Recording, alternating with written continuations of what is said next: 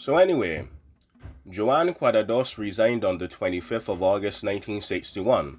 So at the same time of his resignation, Joan Golot was actually in the People's Republic of China on a foreign relations trip, right?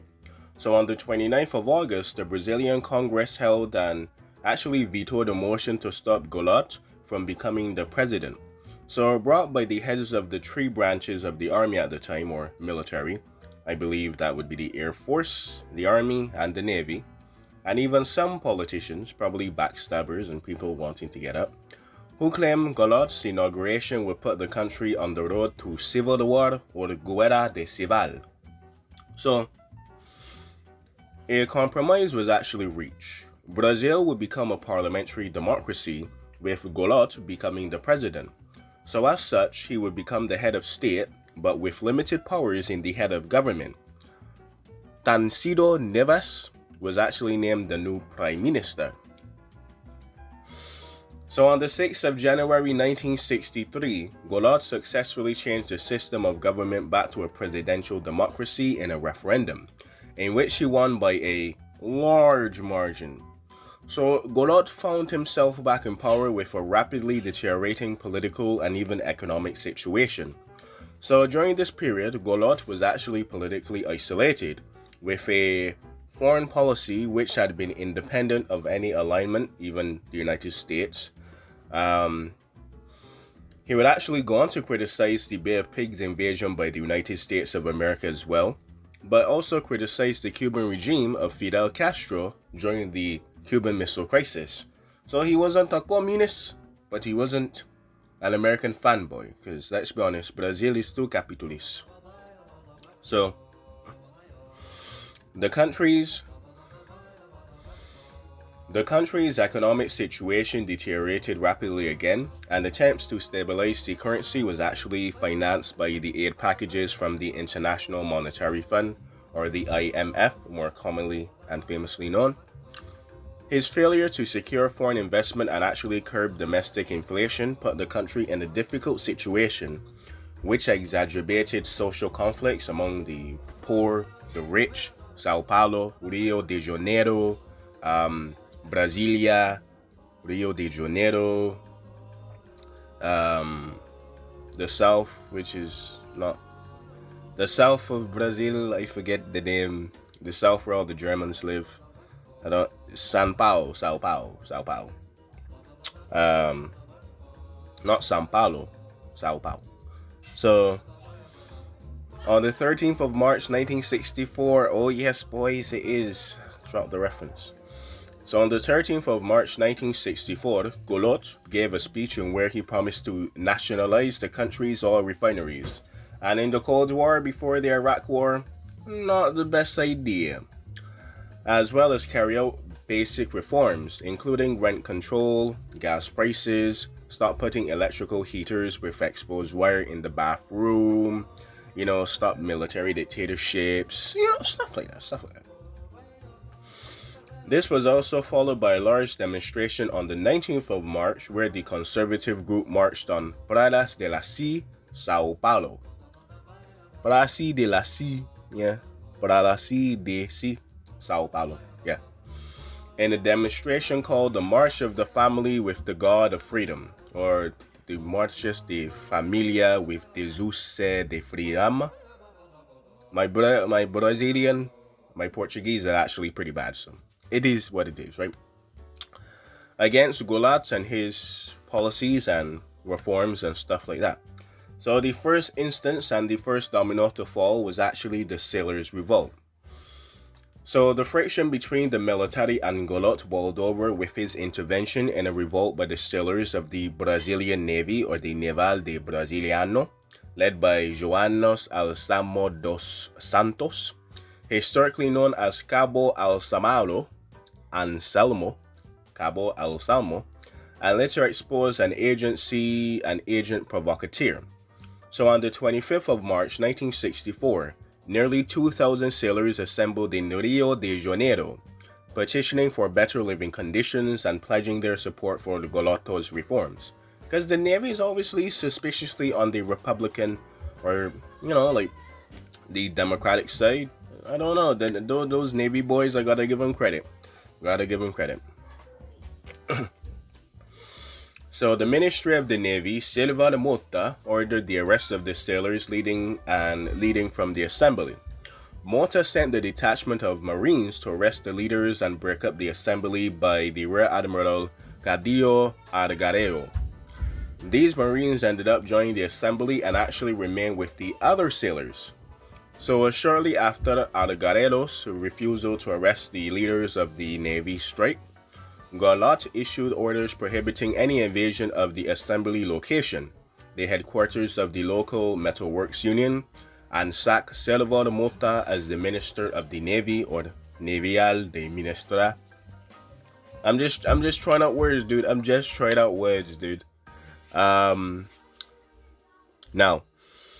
the following day, on the 26th of March, the Minister of Labor, Almaro de Silva, or Amari Silva, negotiated. Sorry. Let me try that again. So the following day, on the 26th of March, the Minister of Labor, Amari de Silva, negotiated a compromise, and the sailors agreed to leave the assembly building. They were promptly arrested for the mutiny, though. Hey, what is this, man? You're arrested. What? But we started a negotiation, man. This is bullshit. El bullshito. El bullshito. El bullashito. So anyway, Galot. So Galot did pardon the sailors shortly afterwards, though, provoking a public rift within the military as well, and the public as well, especially with the conservative and the leftists. So soon after this, on the 30th of March 1964, the last days of Brazilian democracy, or as democratic as the Cold War can get without junta, the day before the coup, Galot actually gave a speech of the gathering of the sergeants, where he asked for military support for his reforms. Oh, we'll support you alright, Galato. We'll support you alright.